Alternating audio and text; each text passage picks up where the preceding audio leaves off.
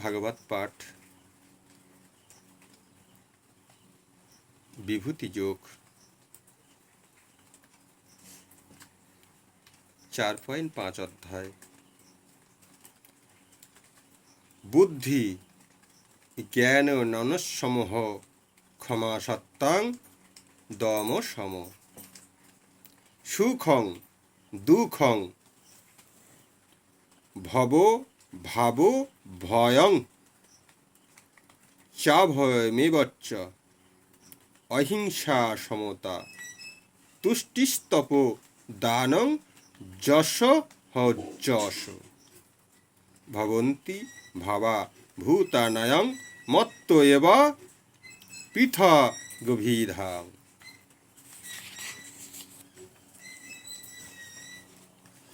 বুদ্ধি জ্ঞান সংশয় ও মোহ থেকে মুক্তি, ক্ষমা সত্যবাদিতা, ইন্দ্রিয়ের সংযম মনোসংযম, সুখ দুঃখ, জন্ম মৃত্যু, ভয় অভয়, অহিংসা, সমতা, সন্তুষ্টি, তপস্যা, দান, যশ ও অযশ প্রাণীদের এই সমস্ত বিভিন্ন ভাব আমরা থেকেই উৎপন্ন হই।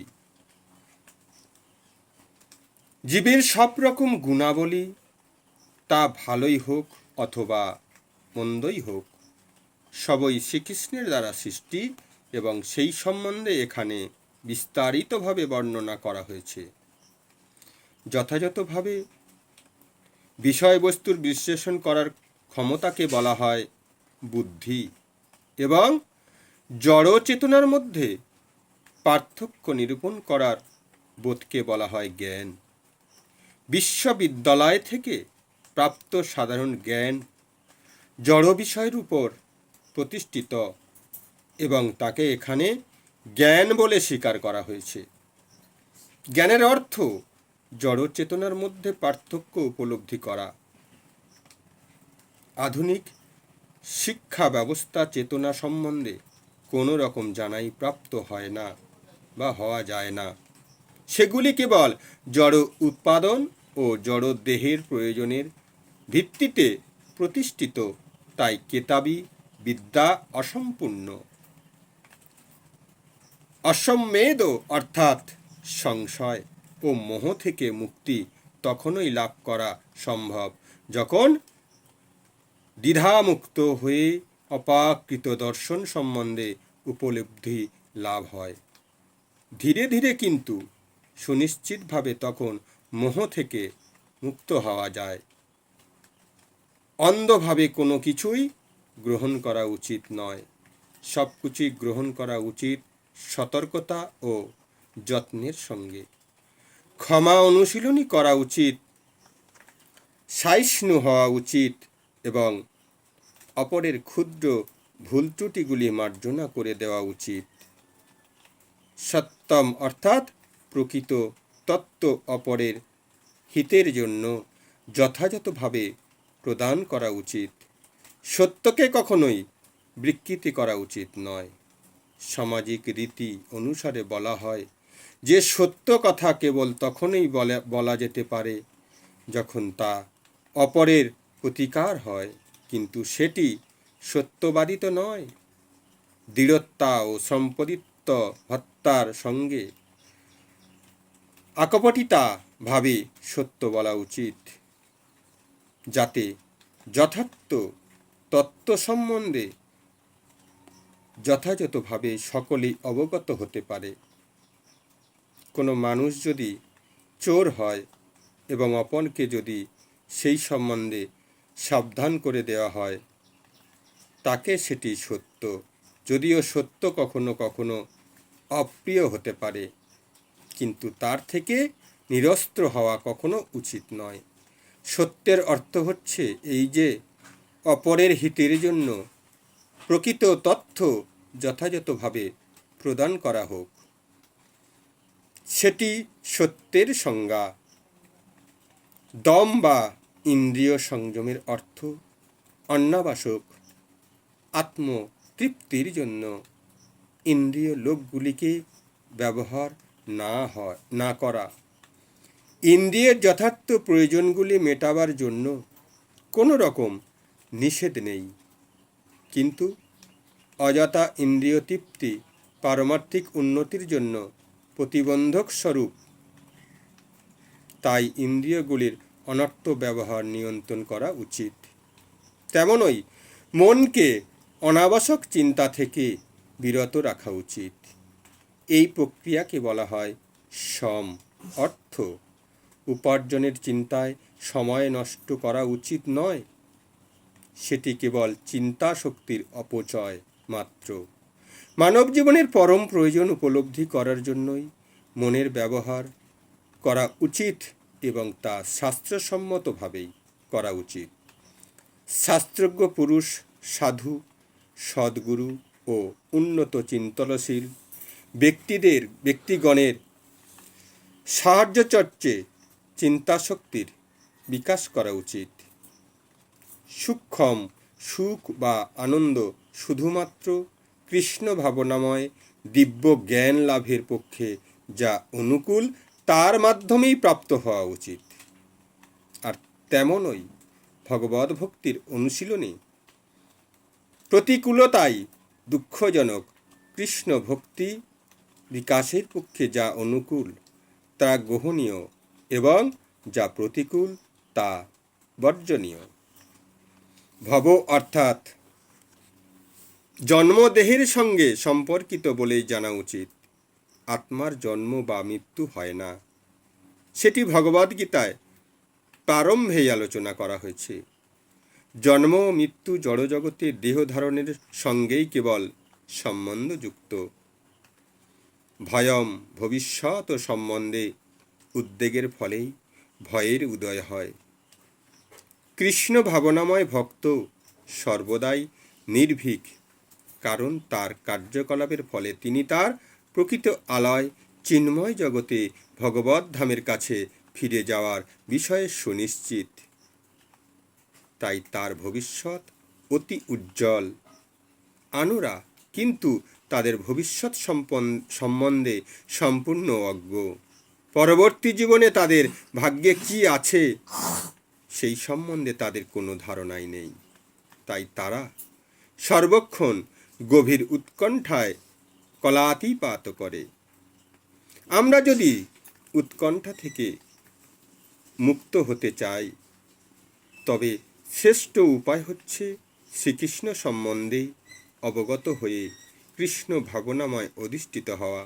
সেইভাবে আমরা সব রকম ভয়ের হাত থেকে সম্পূর্ণভাবে অধিষ্ঠিত হওয়া মুক্ত হতে পারি। শ্রীমদ্ ভাগবতে বলা হয়েছে যে ভয়ং দ্বিতীয়ানি ভিষাত সত্য মায়াতে মহাচ্ছন্ন হয়ে থাকার ফলে ভয়ের উদয় হয়। কিন্তু যারা মায়াশক্তি থেকে মুক্ত তারা সুনিশ্চিতভাবে জানেন যে তাদের জড় দেহটি তাদের স্বরূপ নয়। তারা মহেশ্বর পরমেশ্বর ভগবানের চিন্ময় অংশ এবং তাই সর্বক্ষণ ভগবানের অপাকৃত সেবায় যুক্ত হয়ে সর্বত্রভাবে থেকে মুক্ত থাকেন। তাদের ভবিষ্যৎ অত্যন্ত উজ্জ্বল। যারা কৃষ্ণ ভাবনামৃত লাভ করেননি তারাই কেবল আশঙ্কাগ্রস্ত থাকেন। অভয়ম অর্থাৎ ভয়শূন্য কেবল তিনিই হতে পারেন যিনি কৃষ্ণ ভাবনাময় কৃষ্ণ ভক্ত। অহিংসা অর্থে এমন কিছু না করা যা অপরকে কষ্ট দেয় বা বিভ্রান্ত করে। রাজনীতিবিদ, সমাজসেবক, হিনৈতসী প্রভৃতি ব্যক্তিরা যে সমস্ত জড় কর্মের প্রতিশ্রুতি দেয় তার ফলে কারোরই তেমন কোনো মঙ্গল সাধিত হয় না।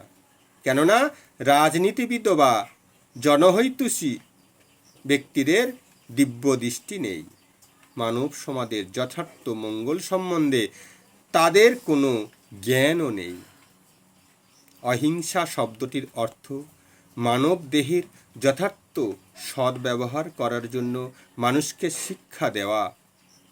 মানবদেহের যথার্থ উদ্দেশ্য পারমার্থিক জ্ঞান উপলব্ধি করা। সুতরাং যেই সংস্থা বা আন্দোলন এই উদ্দেশ্যে মানুষকে পরিচালিত করে না, তারা মানব দেহের প্রতি হিংসাত্মক আচরণ করে।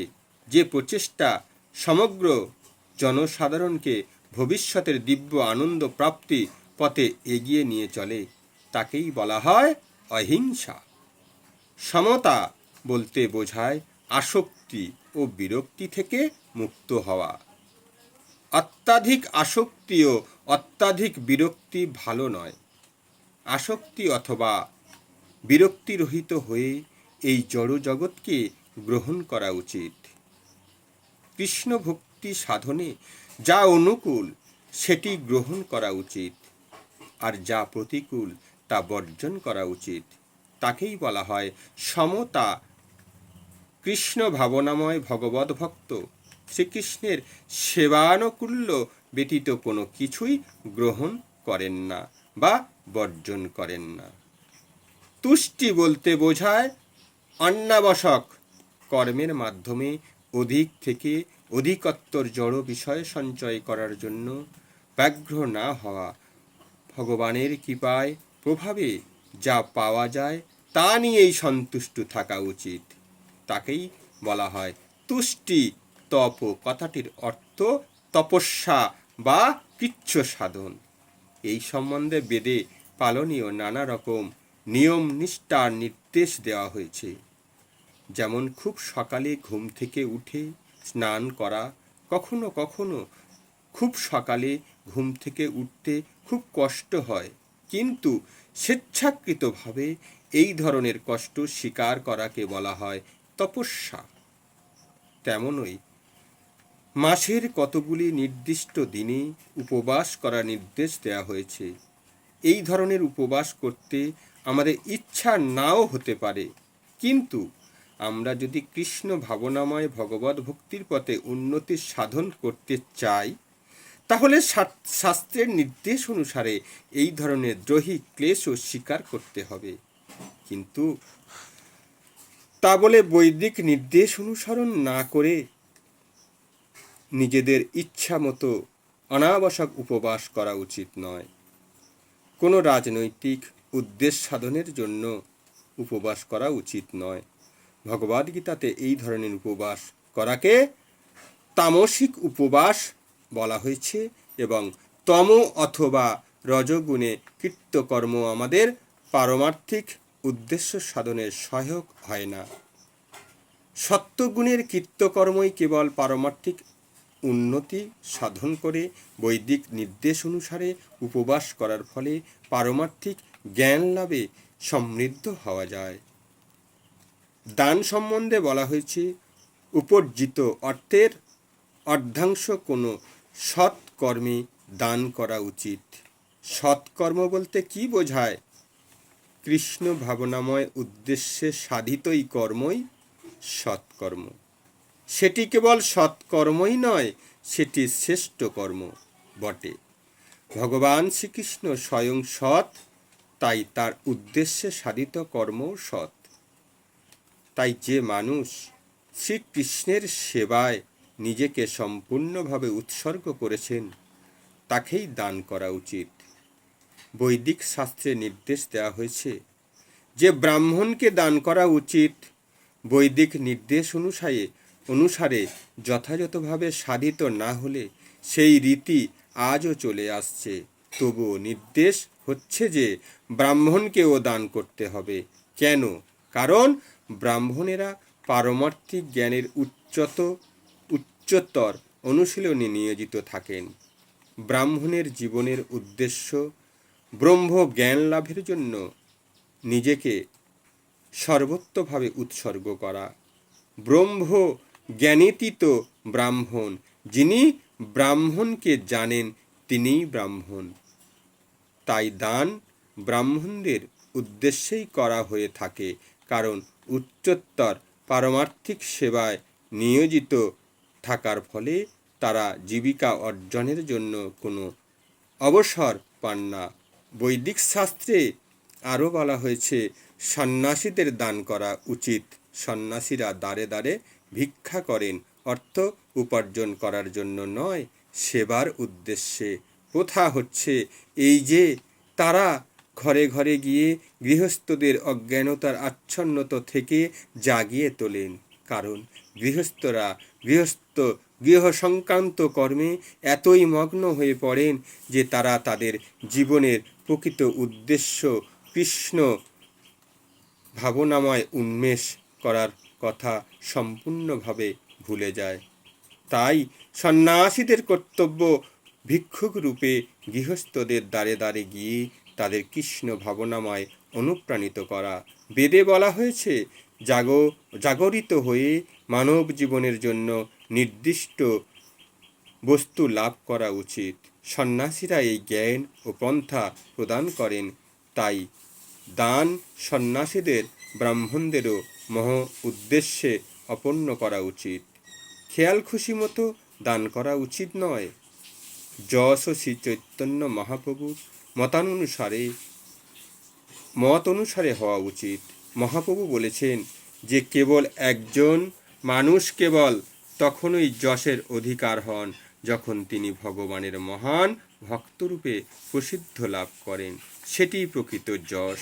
যদি জানা যায় যে কোনো মানুষ কৃষ্ণ ভাবনাময় প্রভৃতি উন্নতি লাভ করেছেন, তখন তিনি প্রকৃত যশস্বী হন। আর এই রকম যশ যার নেই, সে কখনোই যশস্বী নন।